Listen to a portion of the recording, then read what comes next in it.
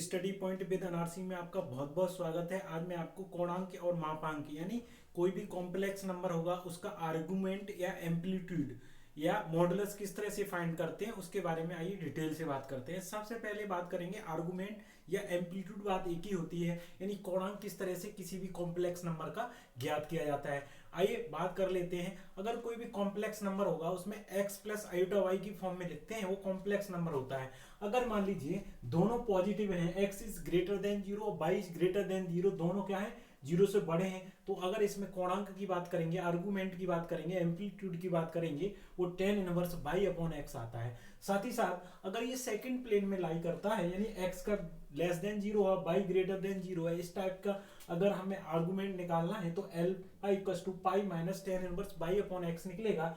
अगर ये third quadrant में है, x लेस देन जीरो और y भी लेस देन जीरो है, तब alpha equals to minus pi plus tan inverse y upon x और x z equals to x plus iota y है, तो यानी x is greater than zero, y is less than zero, तो alpha equals to क्या हो जाएगा tan inverse y upon x. आइए एक ट्रिक के माध्यम से रिजल्ट से ध्यान रखते हैं। फर्स्ट क्वाड्रेंट में आएगा तो tan inverse y upon x, अगर फोर्थ क्वाड्रेंट में आ जाएगा तो minus tan inverse y upon x हो जाएगा। अगर सेकंड क्वाड्रेंट में आएगा तो पाई माइनस एल्फा की फॉर्म में याद रखने हैं, और जैसे ही थर्ड क्वाड्रेंट में आएगा तो माइनस लग जाएगा इसके आगे, जैसे ये माइनस हुआ है तो माइनस पाई प्लस एल्फा, इस तरह से आपने याद रखना है। आइए अब बात कर लेते हैं कि मॉडुलस किस तरह से फाइंड करते हैं। कोई भी कॉम्प्लेक्स नंबर है उसे हम z से रिप्रेजेंट करेंगे, तो z जो कॉम्प्लेक्स नंबर होगा, मान लीजिए x प्लस आयोटा वाई है, अगर इसे ध्रुवीय रूप में लिखते हैं तो r cos theta plus iota i sine theta, इस तरह से हम लिख सकते हैं। अगर बोथ साइड कंपैरिजन करेंगे बच्चों तो यहाँ से क्या हो जाएगा, r cos theta equals to हो जाएगा x,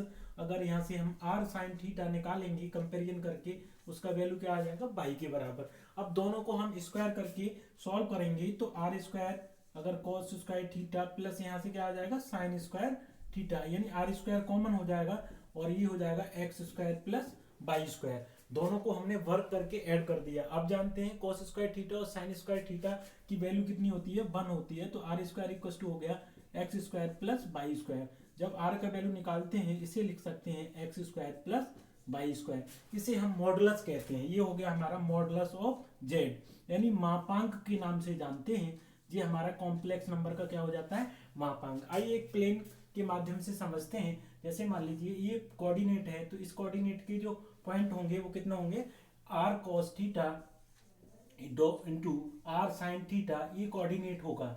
तो इसमें अगर ये थीटा की वैल्यू निकालेंगे तो आप जानते हैं tan थीटा इक्वल्स टू क्या होता है बच्चों, परपेंडिकुलर अपॉन क्या होता है बेस। तो परपेंडिकुलर आपका ये बाई है तो ये बाई मान लिया, ये बेस लाइन है वो x हो जाएगा, तो बाई अपॉन क्या हो जाएगा x। या आप डिवाइड करके भी निकाल सकते हैं, बाई अपॉन x और r से r कैंसिल हो जाएगा, sin theta upon cos theta क्या होता है tan थीटा, जिसे यहाँ से अगर थीटा का वैल्यू निकालेंगे तो tan inverse y upon x, जिसे आर्गुमेंट यानी कोणांक या इसे ही हम क्या बोलते हैं एम्पलीट्यूड के नाम से जानते हैं। आई होप आपको समझ में आ गया होगा। कॉम्प्लेक्स नंबर में डिमाइवर थ्योरम का यूज होता है, जिसे हम लिखते हैं e की पावर आयोटा थीटा की फॉर्म में पढ़ते हैं, जिसे हम cos theta plus iota i sin theta ये समझेंगे, और e की पावर माइनस आयोटा थीटा हो तो cos theta minus iota sin theta, ये भी ध्यान रखना है, जिसे हम डिमाइवर थ्योरम के नाम से जानते हैं। आइए समझते हैं जो कॉम्प्लेक्स नंबर होता है उसमें आयोटा जो होती है इमेजिनरी एक संख्या होती है, इमेजिनरी नंबर होता है, जिसका वैल्यू कितना होता है आई